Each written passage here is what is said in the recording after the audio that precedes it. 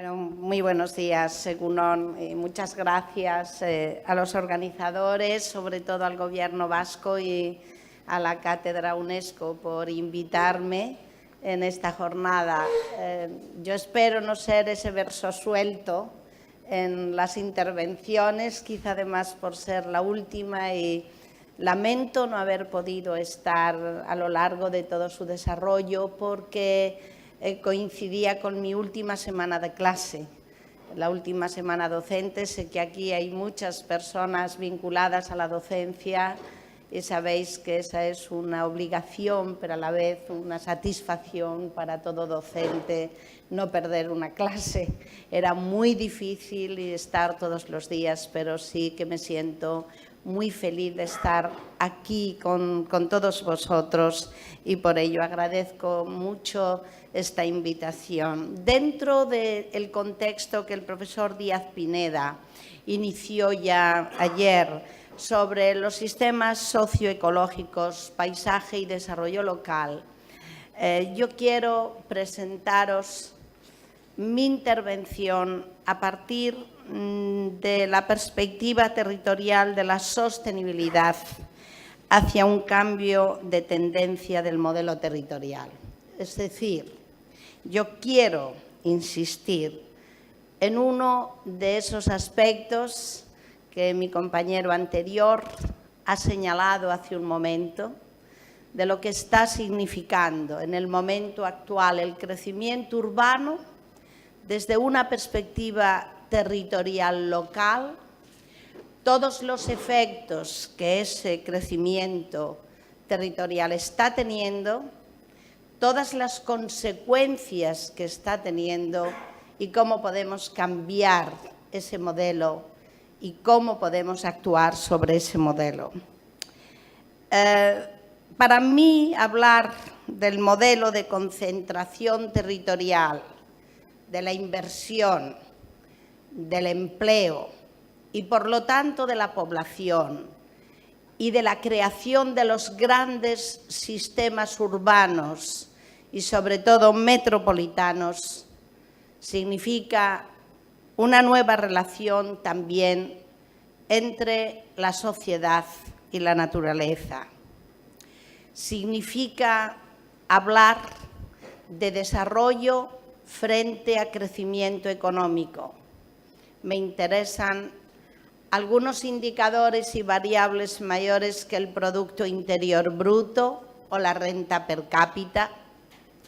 Interesan indicadores que determinen calidad de vida, indicadores que determinen nivel de vida dentro de unos parámetros adecuados, pero sobre todo interesa hablar en ese desarrollo de equilibrio territorial y equidad social, puesto que estamos en un momento de grandes crecimientos a todos los efectos planetarios, pero si tuviéramos que significar uno de los aspectos más singulares del mundo actual sería la desigualdad. Y esa desigualdad viene determinada en buena parte porque hemos visionado más y centrado más la perspectiva humana sobre crecimientos económicos, sustentados sobre un concepto de rentabilidad quizá no demasiado correcto, porque muchas veces hemos estado midiendo procesos nuevos con indicadores y variables tradicionales. Y tenemos que empezar también los investigadores a decir que no tenemos estadísticas verdaderamente fiables para medir muchos procesos, que tenemos que cambiar esa medida porque es necesario integrar dentro del contexto global una dimensión local y una vinculación de lo local y de la sociedad local con lo global en muchos de los aspectos que os iré explicando a lo largo de mi intervención.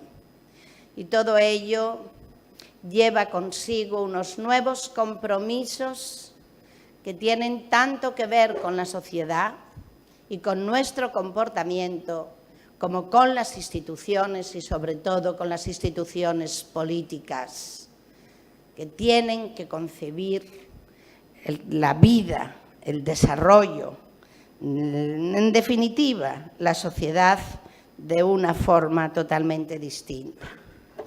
Se han visto a lo largo de estas jornadas y, por supuesto, desde un punto de vista de la investigación y de las líneas de investigación, que el concepto de sostenibilidad lo tenemos ya muy asumido.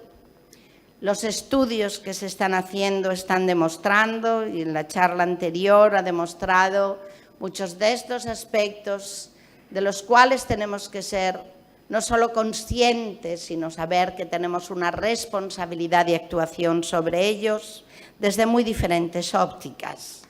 Estamos constantemente hablando de la nueva economía, de nuevas formas de producción, de cambio energético.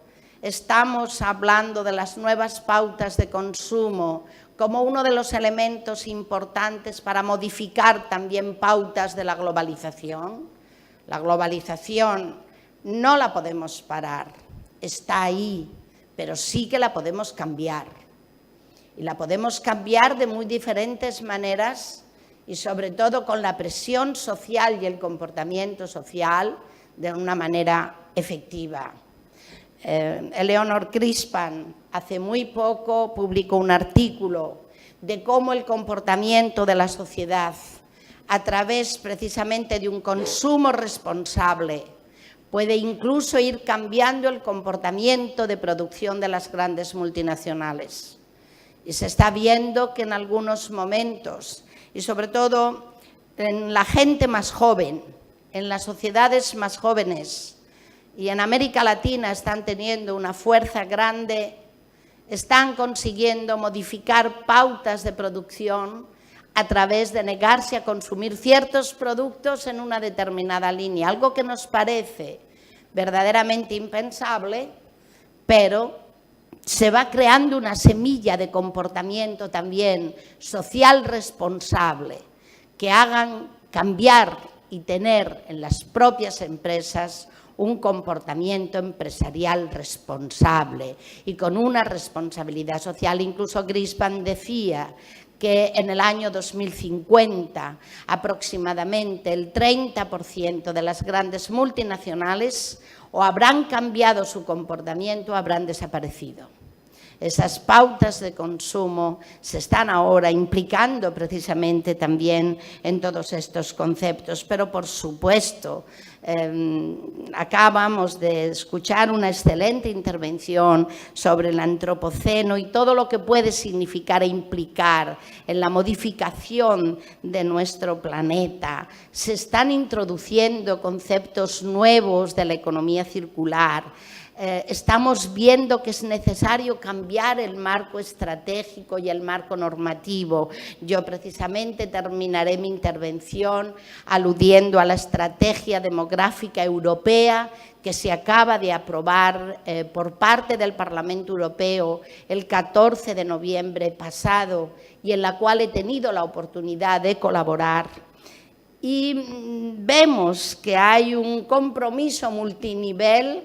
Yo soy muy crítica con ese compromiso multinivel de Naciones Unidas, sobre todo en relación con el planeta, porque si recordáis, en el cambio de milenio, la reunión de todos los estados y el compromiso de Naciones Unidas eran los objetivos Horizonte 2015, de retroceso del hambre, de cambio en el mundo, de cambio de la producción, de cambio de la pobreza.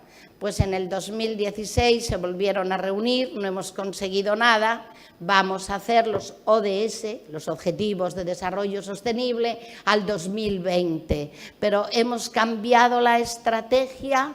¿Hemos cambiado las actuaciones? No. Por lo tanto, entiendo que es de nuevo una posición de compromiso sin un cambio verdaderamente estructural. Y a mí me preocupa que dentro de todo este contexto se dedica muy poco tiempo o menor atención a los efectos del modelo territorial de concentración, de la inversión, del empleo, de la producción y, por lo tanto, de la población.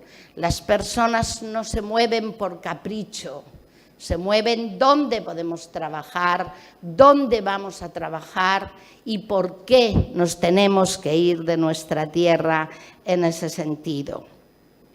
Yo recuerdo mi primer congreso, recién casi licenciada, en el año 1978, que se desarrolló en España sobre ordenación del territorio, al final ya de la dictadura, y la importancia que iba a tener la ordenación del territorio y la trascendencia que iba a tener esa ordenación del territorio para lograr equilibrios territoriales y equidad social.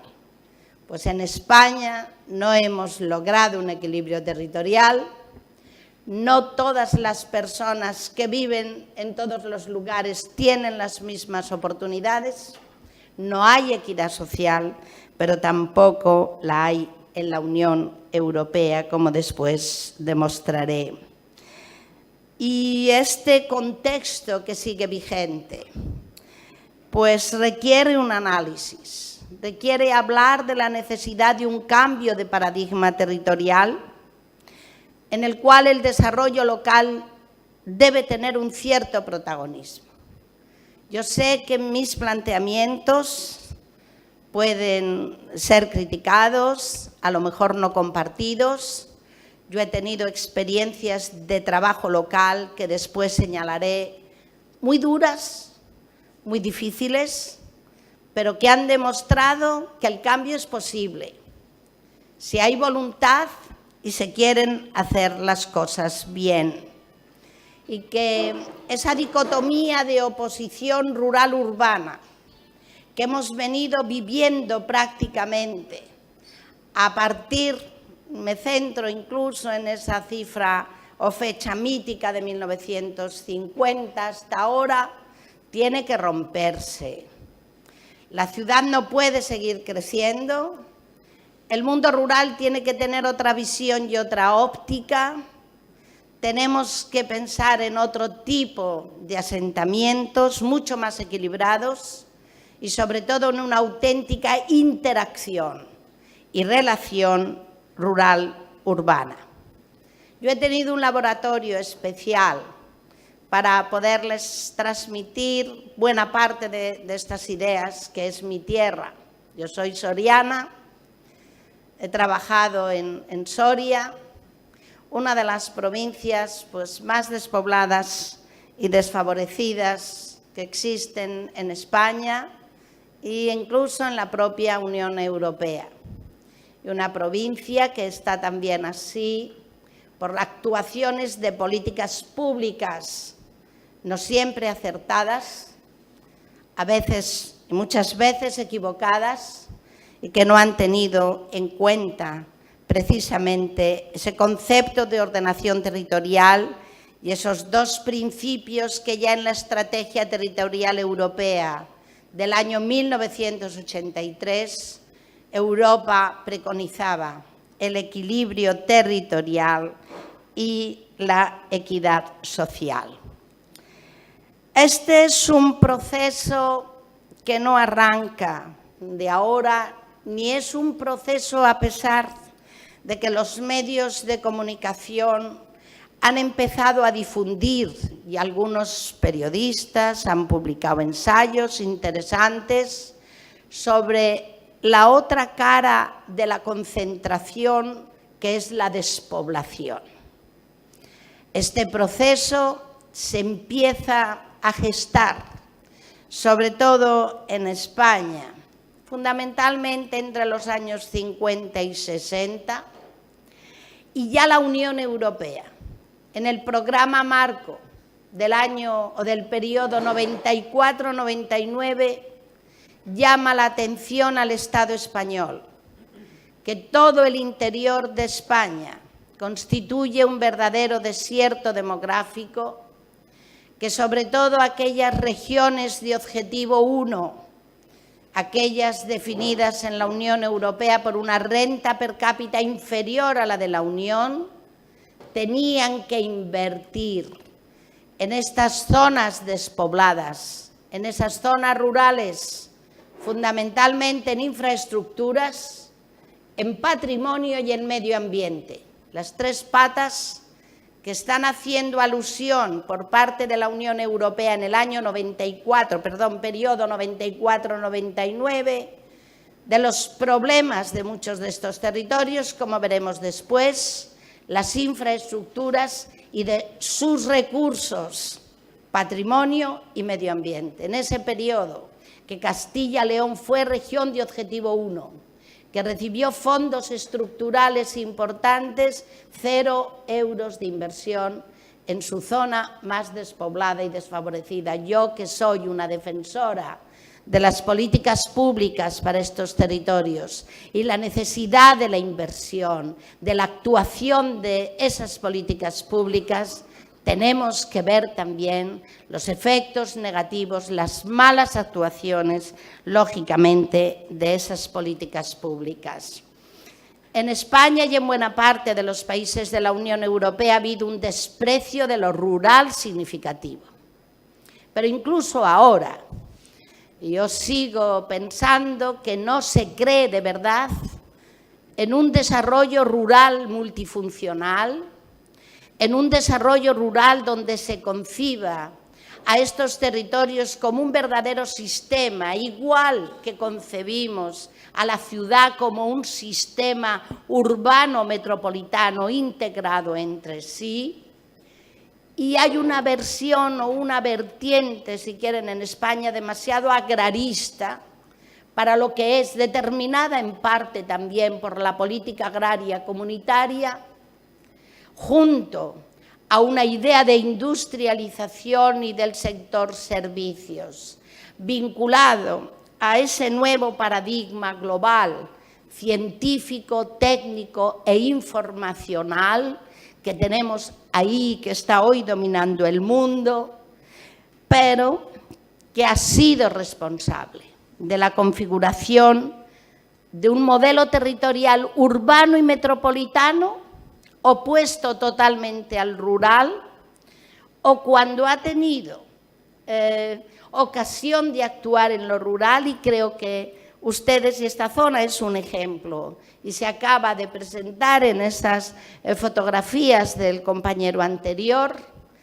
ha cambiado el mundo rural, lo ha transformado, ha cambiado la actividad por segunda residencia, ha cambiado la actividad rural por residencia permanente, se ha expandido la ciudad. Aquí no hay despoblación, pero sí ha habido cambio de actividad.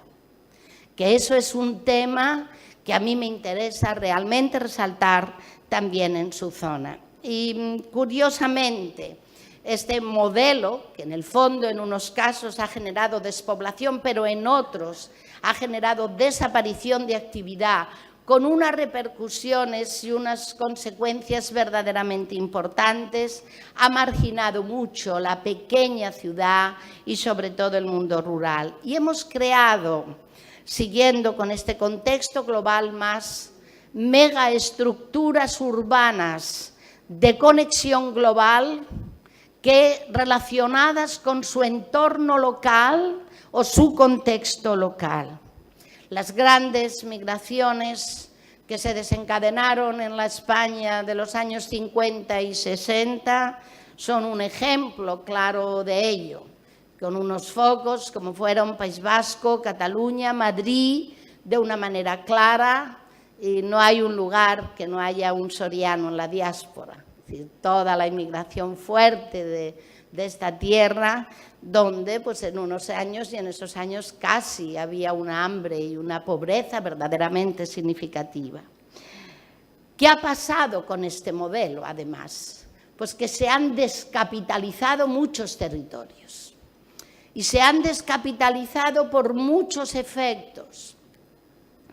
Por una parte, porque estamos en un mundo que cambia tan rápidamente que si no estás siguiendo las exigencias que este mundo reclama y sobre todo aquellas relacionadas con la interconexión de las sociedades, llamémoslo genéricamente infraestructuras, tanto terrestres, de transporte como de comunicación a todos los efectos, estás fuera del mundo. Las inversiones que se han hecho generalmente fuera de los grandes centros urbanos, fuera de los sistemas metropolitanos, fuera de lo que conecta entre sí muchas de las grandes estructuras urbanas, ha sido mínima.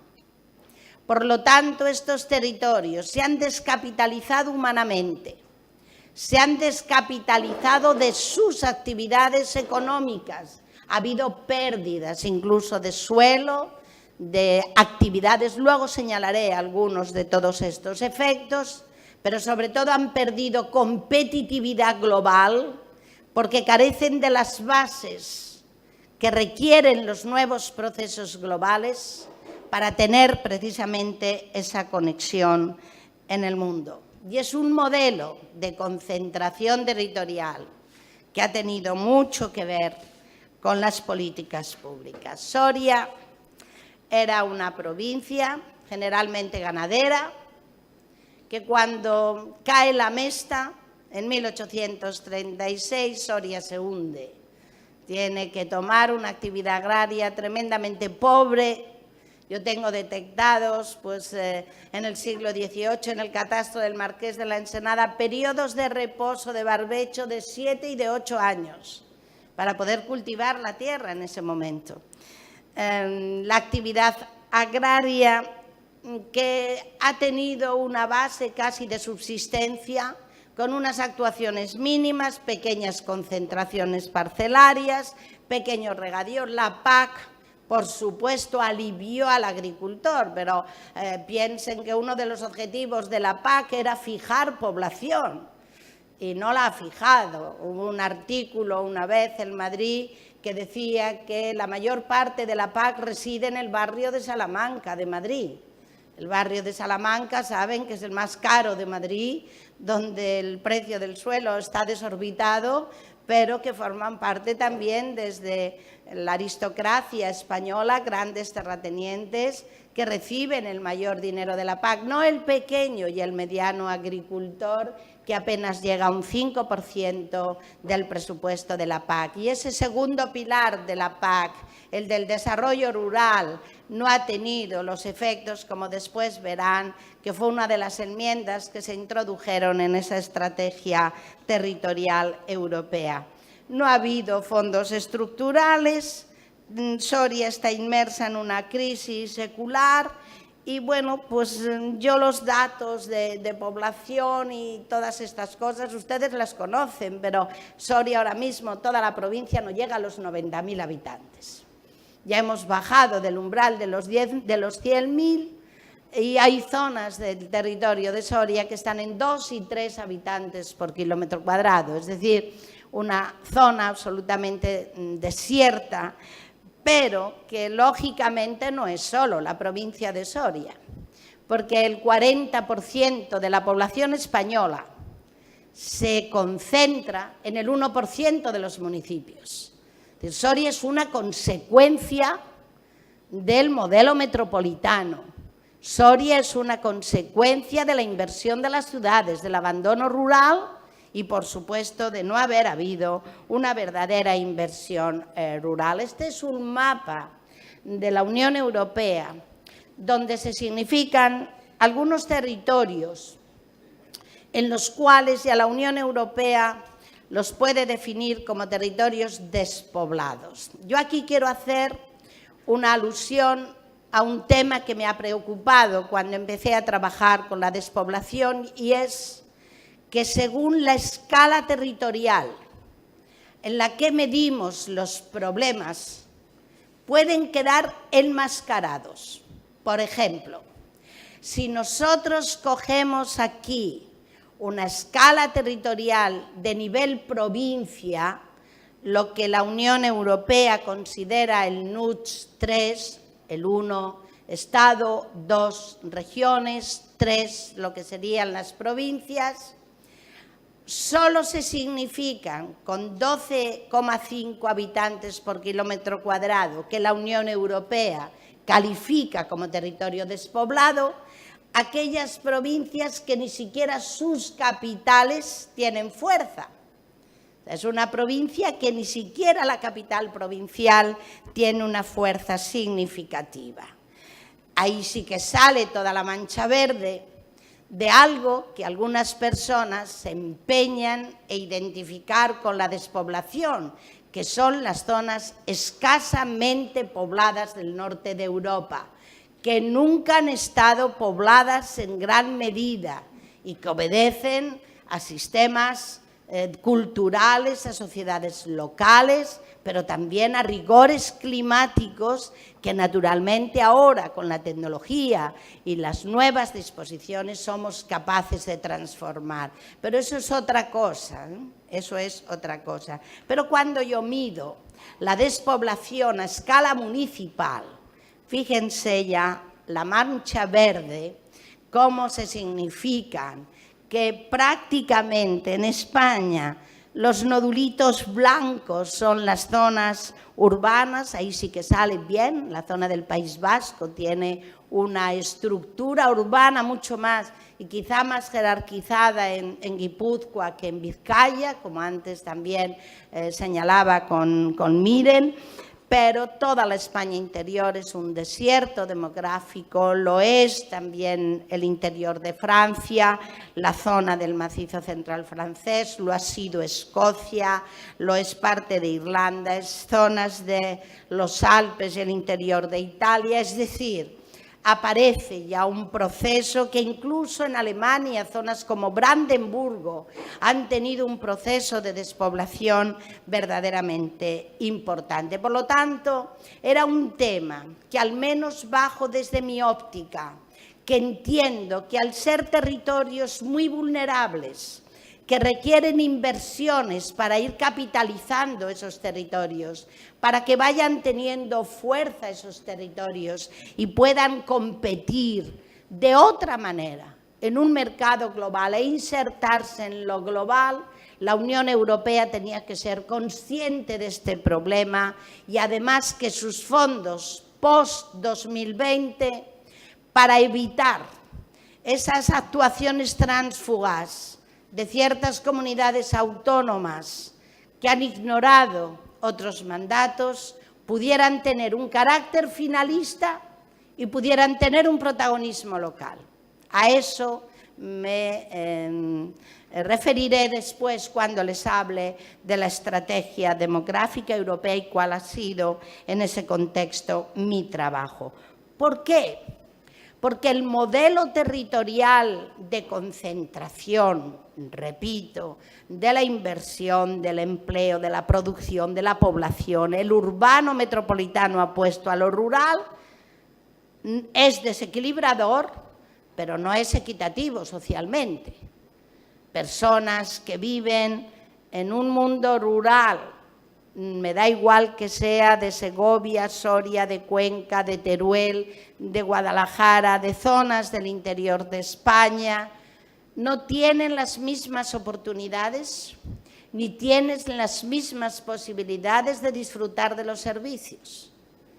Y todo no puede estar en todos los sitios, por supuesto. Los 8.000 municipios que tiene España no pueden tener dotados de las mismas cosas, pero sí que la sociedad que viva tiene que tener facilitado el acceso a esos servicios para poder disfrutarlos. Ahí entrará de nuevo esa ordenación del territorio que ha sido clave y que, sin embargo, en muy pocos lugares españoles se ha llevado a cabo.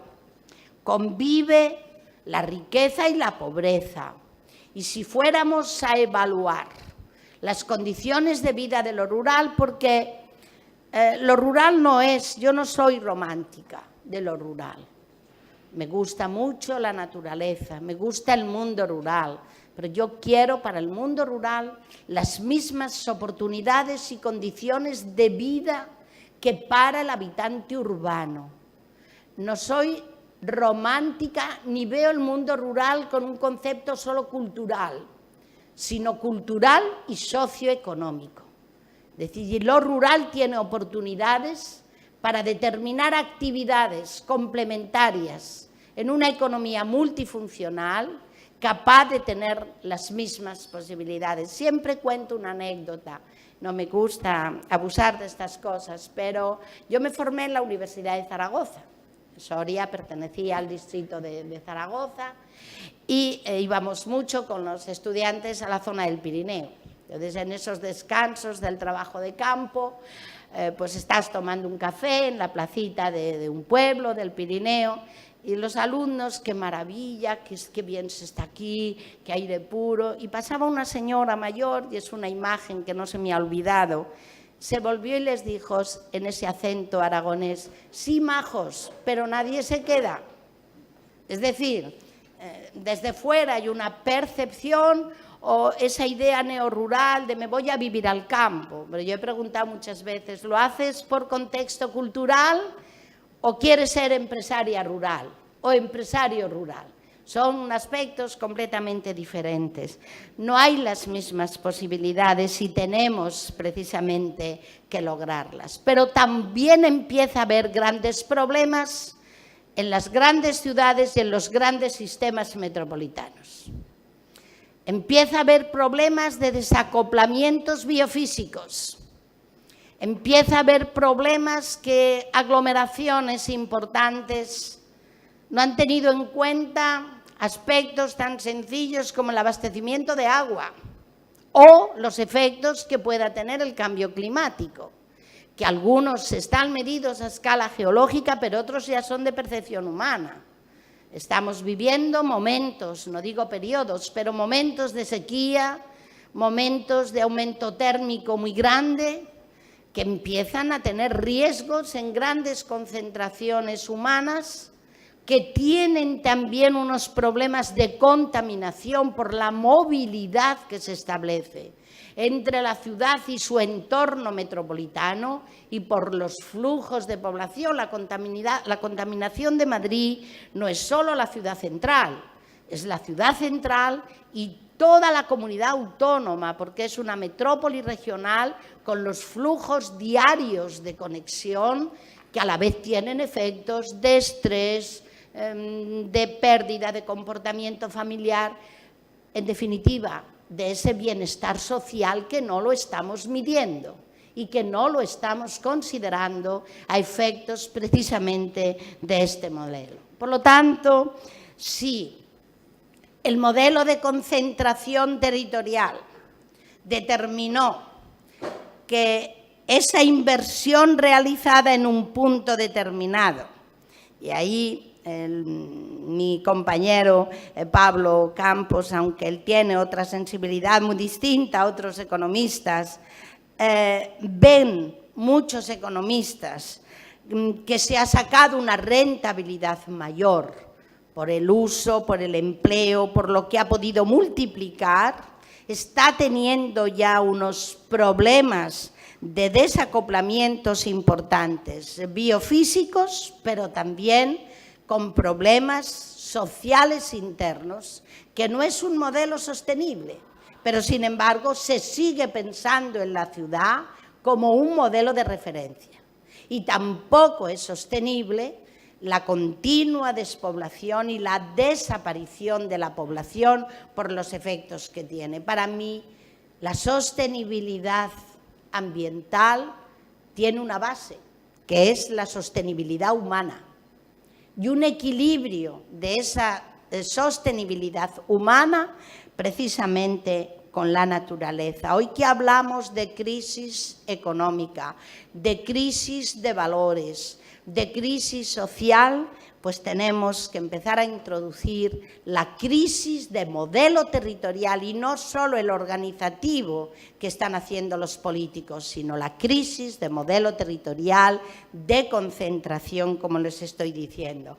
Pero, sin embargo, fíjense, asistí en Nicosia el año pasado a la preparación de la estrategia demográfica europea y cómo se iba a desarrollar. Y ahí intervinieron unos representantes de la Agencia fundación, institución privada, no sé cómo llamarla, que ESPON, que son los que asesoran fundamentalmente a la Comisión de la Unión Europea para el reparto de los fondos. Y resulta que lo que presenta este señor fue un mapa y unos mapas de nodos urbanos.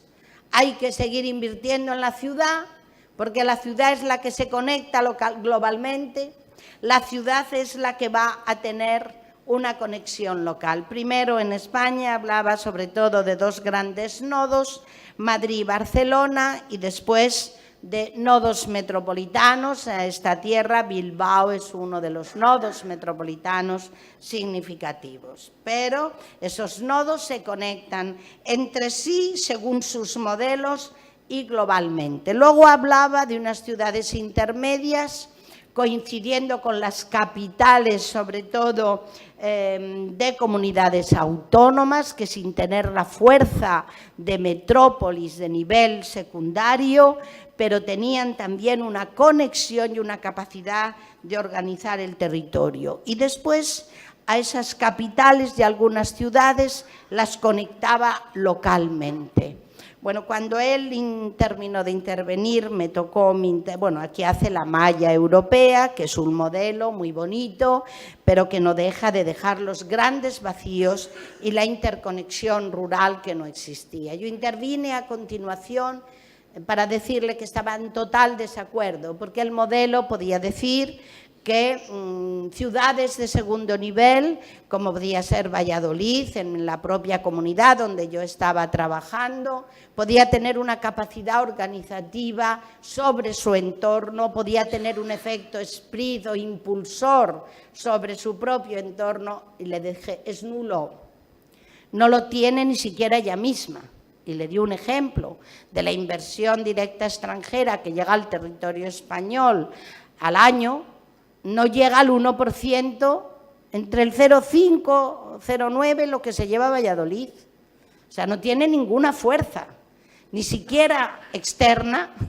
No es un territorio competitivo como para tener una fuerza impulsora. ¿Dónde introduce usted lo rural? No supo contestar.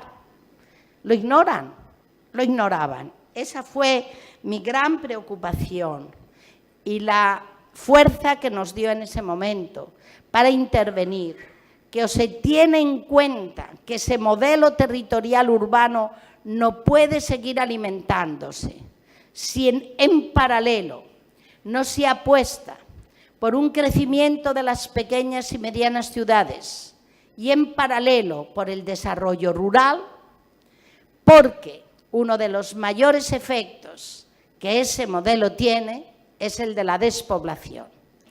Y la despoblación no hay que entenderla solo como la falta de población. Hay que entenderla con unas consecuencias que forman parte de problemas demográficos y sociales, económicos, territoriales, ambientales, de calidad y de nivel de vida. Es algo más que un problema demográfico. Yo a la despoblación la considero como una verdadera crisis de territorio. ¿Y por qué? Porque si analizamos algunos aspectos de esa despoblación, por ejemplo, en toda la experiencia de la provincia de Soria, hay una pérdida importante de capital humano. Por supuesto, un envejecimiento progresivo. La mortalidad está teniendo siempre año a año tasas superiores sobre la natalidad, no hay nacimientos, pueblos que van a desaparecer por una razón biológica simplemente. Hay un descenso de la tasa de actividad. Hay muchos lugares que la población está legalmente jubilada. No hay reposición generacional. Es verdad que este problema lo tiene España, lo tiene Francia, lo tiene Italia. Para que haya una tasa de reposición generacional se necesitan 2,1 hijos por mujer en edad fértil, lo que llamamos tasa de fecundidad. España está en 1,2, 1,3, Italia lo mismo. Y ese problema existe a nivel europeo. Europa envejece, es real, pero las zonas despobladas no envejecen, desaparecen. Esa es precisamente la gran diferencia. También es verdad que se están desarticulando familias, se han perdido identidades territoriales y a veces se han configurado sociedades cerradas que son complicadas para trabajar y sobre todo para introducir innovación, cambios. Necesitamos introducir talento, gente joven, introducir personas formadas, generaciones que han salido, que vuelvan, porque esas personas que han quedado, y no es su culpa, la culpa ha sido de todos, ni las formamos en su momento, ni ha habido en su momento un impulso realmente para esos territorios. La formación actual en general es deficiente, a veces no está acompasada con las nuevas posibilidades. Se han abandonado muchas actividades económicas tradicionales que aquí sí que tienen ese problema, pero no por despoblación, sino por presión urbana. Pero es un problema que tienen que considerar. Hay una escasa vertebración de actividades, se ha conformado la gente con la PAC. Bueno, podemos vivir algo mejor, arreglamos la casa, tenemos una dignidad de vida, además me compro un piso en la capital, es decir, pero no ha habido de verdad desarrollo rural. El capital local es escaso, la mujer local rural ha estado invisibilizada. Yo he tenido experiencias rurales de estar en pueblos con, no encuestas, pero sí entrevistas. Bueno, ¿y ustedes qué hacen? No, yo llevo el campo. ¿Y la ganadería quién la lleva? No, mi mujer. Pero luego vas al censo, al ayuntamiento o al padrón de habitantes y ves mujer, sus labores. Es decir, la actividad de la mujer es como no. Aquí es verdad que la cotitularidad de las explotaciones agrarias fue un paso importante en el gobierno Zapatero, al final, para que hombres y mujeres pudieran estar, o mujeres y mujeres, o hombres, que hubiera hijos y padres cotitulares en esas explotaciones agrarias. Pero la mujer ha sido invisible, la mujer ha tenido muy poca consideración rural, ha emigrado mucho. Y también las experiencias que vemos, curiosamente, nuevas en lo rural, están viniendo muchas de la mano femenina, de alcaldesas que impulsan enormemente actividades en sus lugares, cooperativas de mujeres que pueden salir adelante. Hay también mayor riesgo de pobreza y de exclusión social. Se ha desvertebrado el territorio, es decir, se ha creado en el mundo rural lo que podríamos denominar un localismo. Cuando hablamos de desarrollo local no hay que confundirlo con localismo, El pueblo de arriba no se habla con el de abajo con el del medio. A veces hay muy poca consideración territorial. Para mí, por ejemplo, una de las bases de futuro está en la consideración de las comarcas funcionales, no en el sentido político, pero saben que ahí hay una discusión entre diputaciones o comarcas, eso es aparte, pero a la hora de funcionar en lo rural como un sistema tenemos que superar el municipalismo y hay que trabajar en un contexto amplio, en un sentido de comarca funcional, donde pueda tener de verdad esa integración rural y con jerarquías territoriales superiores. Se han tomado decisiones muy desarticuladas. Claro que a veces ha habido pequeñas inversiones en lo rural y la prueba la tenemos en la multiplicación, por lo menos en mi tierra, de polígonos industriales, sin ninguna planificación. En la provincia de Soria, por ejemplo, el 35% del suelo industrial está ocupado, no más. No ha habido una planificación ordenada y demás para poder rentabilizar una inversión.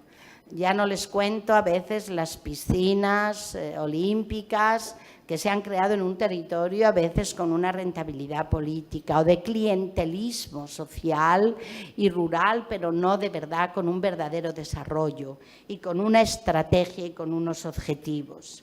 La desvertebración territorial ha sido muy grande y este es un problema que tenemos que reconstruir, pero hay graves consecuencias ambientales.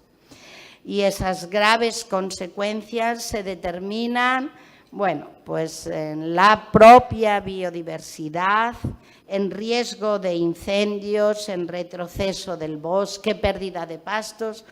Yo participé en un proyecto en Soria que lideró la Asociación de Propietarios Forestales de Soria, que se denomina Montes de Socios. Saben que con la desamortización civil, eclesiástica, pero sobre todo civil, muchos municipios perdieron también sus propiedades y muchos municipios, esas propiedades alimentaban o una ganadería, alimentaban también una pequeña industria resinera o alimentaban tratamientos de la madera en su momento.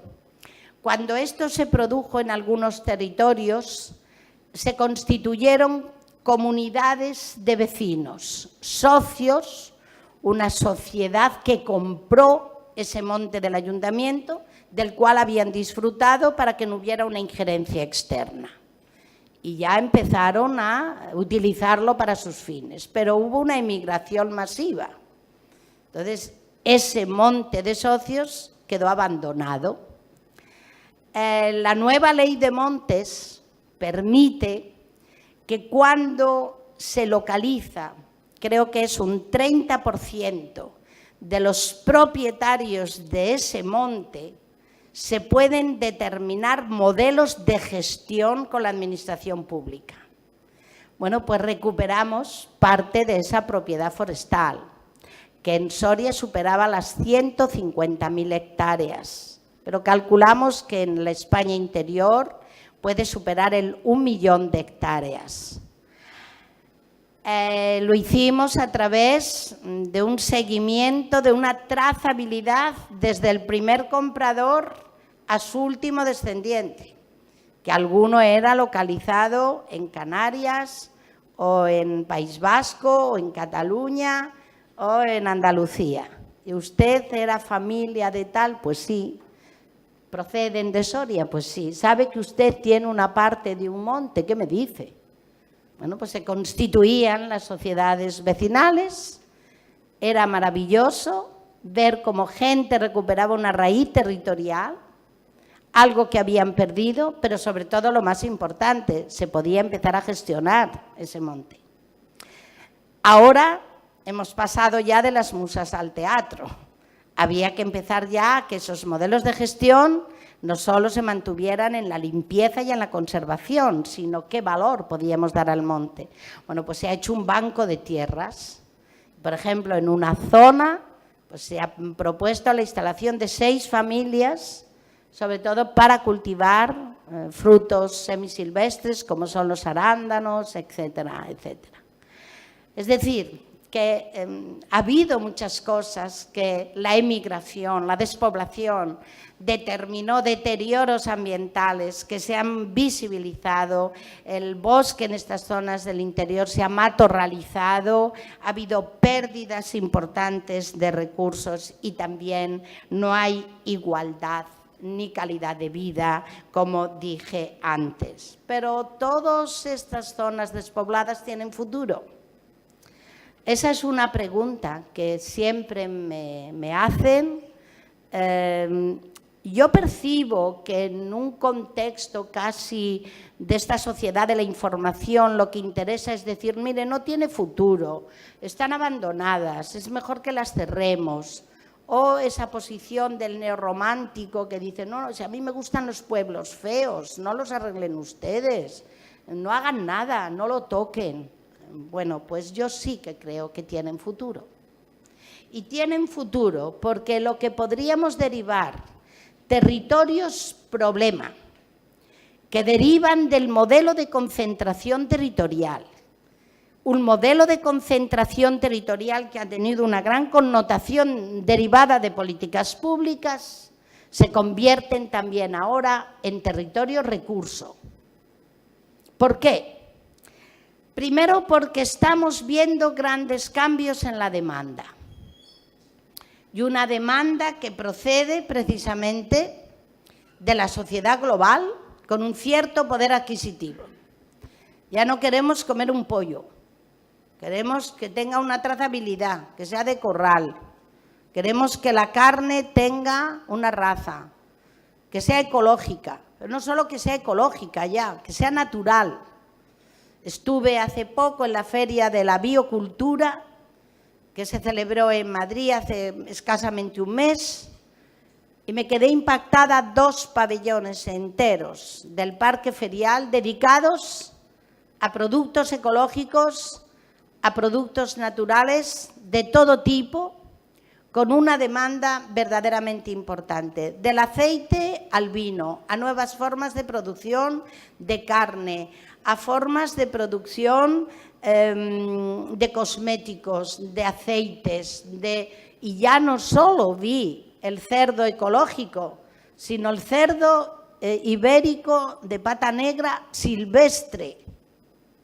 Supongo que semisilvestre, pero tiene que tener un control sanitario y unos ciertos controles. Es decir, que cada vez hay más una demanda que requiere actuar sobre unos recursos que no tenemos que perder y que si se sigue con el proceso de metropolización en unos casos o el proceso de abandono derivado de la metropolización, se van a perder recursos que en un futuro no sabemos cómo se podrían utilizar. Y esa es una responsabilidad sociopolítica que tenemos que hacerlo.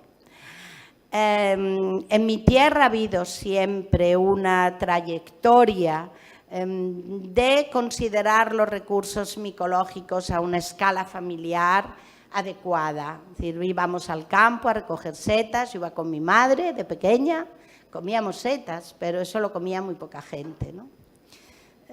Imagínense cómo se ha disparado el consumo de la seta.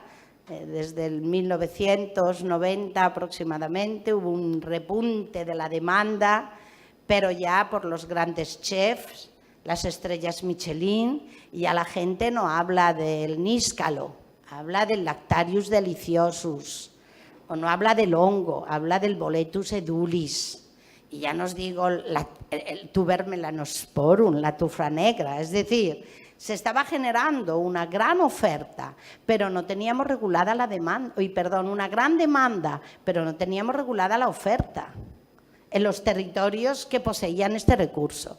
Entonces yo, a partir de un proyecto Life Medio Ambiente, determiné un modelo de gestión sostenible sobre los recursos micológicos, donde se implantó por primera vez en España el permiso recolector. Mucha gente que va del País Vasco, sobre todo hacia la zona de Pinares, de Soria y de Cameros, pues como tenía mucha relación, porque todo el proyecto lo desarrollé con una estructura de abajo arriba, trabajando mucho el mundo rural, muy de la mano de la sociedad local. Tuve mucha oposición a la regulación de la recolección, pero nos estaban llegando cuadrillas de recolectores externos con rastrillo, con inmigrantes contratados por las grandes empresas que vendían en los mercados de las grandes ciudades. Y yo les decía, tenemos 2 opciones, o eso, que desaparecerá el recurso pasado mañana, o lo mío. Logré convencer. Incluso me llegaron a llamar muchos políticos esa de las setas. El año pasado, sin estar bien regulado el recurso, 60 millones de euros generó en Castilla y León. En Soria creó una seña de identidad, se desarrolló un turismo micológico, un programa de gastronomía micológica. Una de las personas que empezó trabajando conmigo, chico joven, primera estrella Michelin en Soria, con un tratamiento de las setas verdaderamente importante. Se ha roto con ese modelo, no puedo explicarlo en profundidad, la estacionalidad del turismo en Soria. ¿Quién iba a Soria en diciembre? Y en enero, nadie. Ahora muchísima gente de fin de semana por la trufa.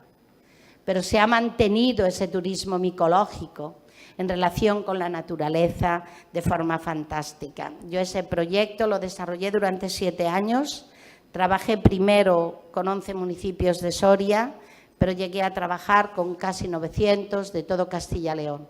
El cuarto proyecto me lo quitaron, porque tuve una posición muy crítica con una actuación en Soria, derivada de la Junta de Castilla y León, que era la ciudad del medio ambiente, que curiosamente iban a hacer una ciudad de medio ambiente en una zona protegida, con una urbanización masiva, un problema pues muy serio. Yo, con mi compromiso de geógrafa y con el territorio, pues dije que estaba muy mal, que no se podía hacer, y la compensación es que me quitaron el proyecto micológico. La ciudad del medio ambiente está abandonada, creo que se habrán enterrado más de 100 millones de euros ahí, no se hizo ninguna infraestructura, pero se programó eso.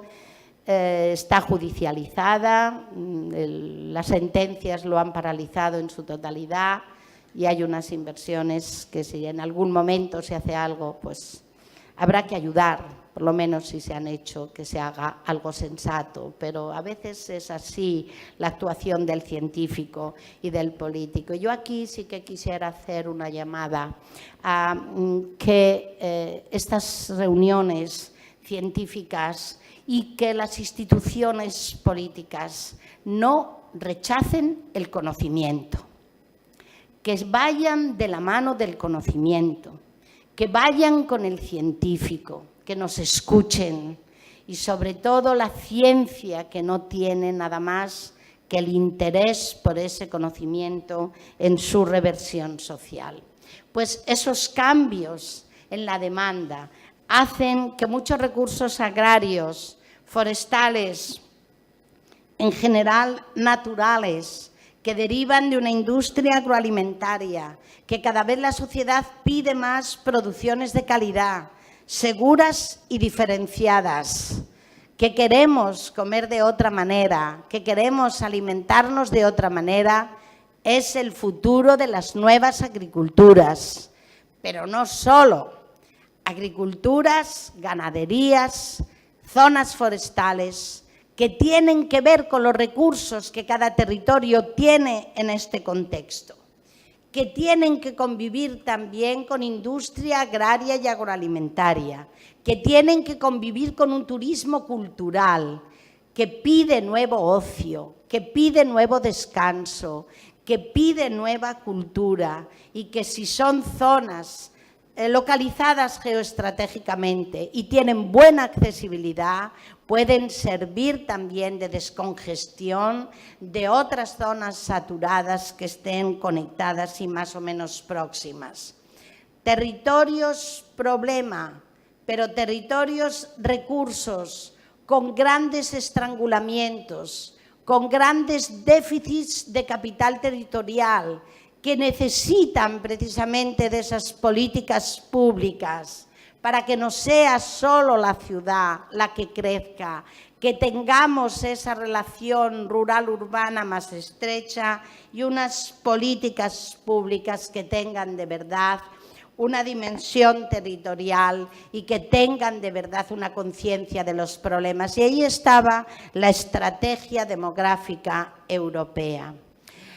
Esta estrategia demográfica europea, como verán después, pues prácticamente se empieza en el año 2011, pero se empieza a hablar sobre todo en razón con el envejecimiento de Europa. Europa envejece, no va a tener para pagar las pensiones, se va a producir un desajuste cada vez mayor entre población activa y población dependiente. Es decir, a considerar un problema aterritorial, fuera de un contexto territorial.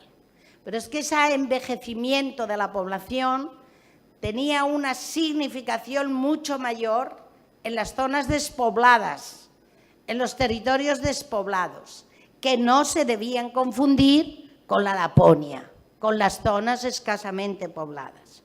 Entonces ahí pues, se inició un proceso para tratar de llegar a la comisión que se había creado en el Parlamento Europeo, que iba a trabajar sobre la estrategia territorial europea, para que no se hiciera solo como un problema genérico, sino como un problema que además se agravaba en ciertos territorios y que además la despoblación la tenían que considerar, porque era la única manera de que los fondos de cohesión que se van a confeccionar en el primer semestre del próximo año tengan en consideración a esos territorios despoblados ya de una manera efectiva y puedan tener unas inversiones finalistas que ni un Estado ni una comunidad autónoma pueda de alguna manera modificar. Yo ahí pues tengo que decir que tuve una fortuna. Primero, coincidir con el alcalde de Soria, una persona joven, vinculada al Partido Socialista, con un gran compromiso con su tierra y que me pidió mi visión sobre la despoblación, cómo lo veía, cómo lo entendía y cómo había que actuar. Yo le di mi visión de crisis territorial justificada y además unida a cómo las políticas europeas, con ese principio de subsidiariedad de la de los Estados, y en el caso de los Estados el principio de subsidiariedad de las comunidades autónomas, lo local lo habían ignorado. Y los territorios despoblados habían quedado ignorados y mi marco de referencia era aquel programa marco 94-99. La estrategia territorial europea se aprobó en noviembre del 2014, ahí tienen las referencias, si luego la quieren ya está colgada en el Parlamento Europeo, y junto al alcalde de Soria, de su mano, contactamos con la Comisión de la Unión Europea que había nombrado el Parlamento Europeo y que la presidía una española, la señora Irache García, del Partido Socialista también, con un compromiso grande con estos territorios, porque ella procede de Castilla y León y conocía muy de la mano el problema. Ella asumió una parte de mis planteamientos. Yo le quiero hacer un reconocimiento público, primero a su trabajo y segundo porque en las enmiendas que se presentaron y que yo ayudé a hacerlas, considerando algunos aspectos que ahora verán, las asumió, las defendió, logró que se aprobaran y prácticamente de las 24 enmiendas que aprobó el Parlamento, 16 eran las que habíamos confeccionado conjuntamente. Por lo tanto, ahí he tenido una satisfacción de ver, y termino con esto, que en la estrategia demográfica europea, primero hay un reconocimiento de la despoblación como problema, no solo del envejecimiento, no solo de que hay que fomentar la natalidad, no solo de que hay que apoyar a la gente joven, a las familias jóvenes, que hay que conciliar la vida familiar y laboral, que hay que impulsar y hacer incentivos positivos a jóvenes y mujeres, sino que se considera la despoblación como problema, que además está agudizado todo ese envejecimiento. Señala que la escala territorial de análisis es importante para ver que ese problema existe en muchas zonas de Europa y que además deben de tener una consideración importante de cara a los presupuestos 2020, post-2020 de la Unión Europea. Y además me satisfizo profundamente que considera ya que a veces el PIB y la renta no son suficientes para medir la situación de un territorio y llama la atención a Eurostat, que es el centro de estadísticas que nutre de información a la Unión Europea a este respecto. Une la necesidad del cambio demográfico al desarrollo local y la vinculación de lo local con lo global. Se ha incorporado en la estrategia demográfica europea la trascendencia del desarrollo rural multifuncional. Se alude a la PAC. Se hace referencia a la economía circular, de reciclaje, de recuperación, etcétera, etcétera. Y se habla ya de la importancia de la conectividad. Quien niegue las infraestructuras para los territorios locales no lo puedo comprender. Y todavía hay gente que dice que las grandes autovías lo que hacen es que se va más la gente. Y esto lo he oído, no voy a decir quién, porque es una persona muy famosa y no quiero hacerlo porque no está delante. No puede ser. Si no están conectados, están fuera de la sociedad global y jamás podremos cambiar eso.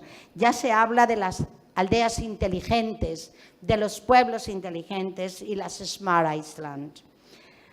Valora la necesidad de tener estrategias no solo interregionales, sino intrarregionales y sobre todo que las políticas públicas no excluyan lo local. En España ha habido a veces un corte, Estado, comunidad autónoma, y la comunidad autónoma ignora a veces lo local. Tienen que incorporar lo local, tenemos que descender a lo local, bien a través de comarcas, bien a través de las diputaciones, de las organizaciones políticas que tenga cada territorio, pero descendiendo a lo local. Además, vincular el desarrollo rural y lo local con lo metropolitano aparece en la estrategia demográfica europea. Y ver cómo la despoblación va más allá que una verdadera política demográfica, que tiene que haber políticas integradas, que tiene que haber una conexión multinivel, Unión Europea, Estado, comunidades autónomas y local. Y, por supuesto, se pide, fíjense, en esa estrategia territorial europea, la creación de un sobre específico dedicado a las zonas con desventajas demográficas graves. Y además se van a primar aquellos territorios que tengan una estrategia pensada para esos territorios. Por lo tanto, el Estado español y las comunidades autónomas se deberían poner a trabajar de acuerdo con esa estrategia territorial europea en este contexto. Se pide también que se modifiquen algunos de los aspectos de las inversiones territoriales integradas, que a veces son muy complejas de ponerlas en funcionamiento, y se alude ahí que la PAC tiene que integrar en mayor medida ese segundo pilar de desarrollo rural para que sea efectivo. Corregir estrangulamientos de alguna manera y determinar, lógicamente, el valor de los recursos que tienen estos territorios. Es un problema de todos, es un problema de solidaridad interterritorial y es un problema de solidaridad social. Y puede haber dentro del mundo rural zonas muy marginales que de alguna manera no puedan tener ahora mismo un interés determinado. Pues hay que crear la figura de custodios del territorio, que ya se empieza a considerar en algunos países. ¿Qué pasará dentro de 100 años? ¿Qué vamos a dejar a las generaciones futuras? Pues tendremos que procurar que ese territorio que ahora decimos no es productivo, conservemos que no desaparezca el suelo, conservemos que tenga unas propiedades ambientales lo más equilibradas posibles. Generemos también esa figura que es verdaderamente importante. Mercedes. Termino, sí, siento ya muchísimo, y para que llevemos todo este punto y estas cuestiones a cabo, a esas políticas territoriales efectivas, tienen que estar sustentadas en una ordenación del territorio, en unas estrategias de desarrollo rural multifuncional efectivo, con una participación local y con una consideración desde abajo hacia arriba. Es necesario compromisos institucionales y también compromisos sociales. La sostenibilidad ambiental, como les dije, parte de una sociedad humana. Y yo apelo, para finalizar, a la ética del tiempo. Hay también una ética del tiempo. Ahora aún hay posibilidades de cambio. A lo mejor mañana es demasiado tarde. Muchas gracias y mis disculpas por si me he alargado.